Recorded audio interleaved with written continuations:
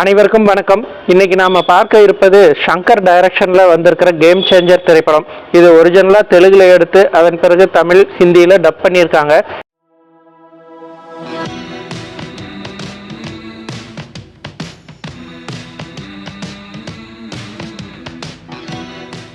இதுல ராம் சரண், கியாரா அத்வானி, அஞ்சலி, எஸ்.ஜே. சூர்யா மற்றும் பலர் இணைந்து நடித்திருக்கிறார்கள்.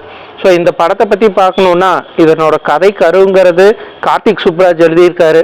ஒரு நேர்மையான அரசியல் நடத்தி மக்களுக்கு நல்லது பண்ணணும்னு ஒருத்தரோட கனவை அவரோட ஃப்ரெண்டாக கூடவே இருந்தவர், நம்பிக்கையாக பார்த்துக்கிட்டவர் எப்படி துரோகம் பண்ணி சிதைக்கிறாரு.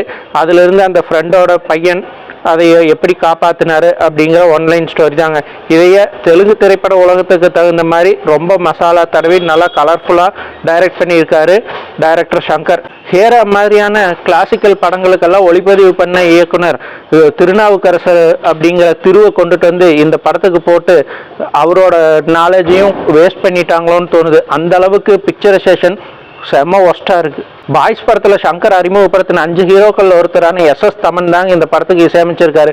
அந்த படத்தில் நடித்ததுக்கு பிறகு தெலுங்குல மிகப்பெரிய என்கேஜிங் மியூசிக் டைரக்டராக அவர் வந்துட்டார். அவரோட பணியை அவர் சிறப்பாகவே செஞ்சுருக்காருன்னு தான் தோணுது. ஏன்னா ஒரு தெலுங்கு படத்துக்கு உண்டான பக்கா பிஜிஎம் அண்டு பாடல்கள் அவர் கொடுத்துருக்காரு. ஸோ மியூசிக் டைரக்டராக எஸ்.எஸ். தமன் இந்த படத்துலையும் வென்றிருக்கிறார். இந்த படத்துக்கு விவேக்ன்றவர் ஸ்க்ரீன் பிளே எழுதியிருக்காரு.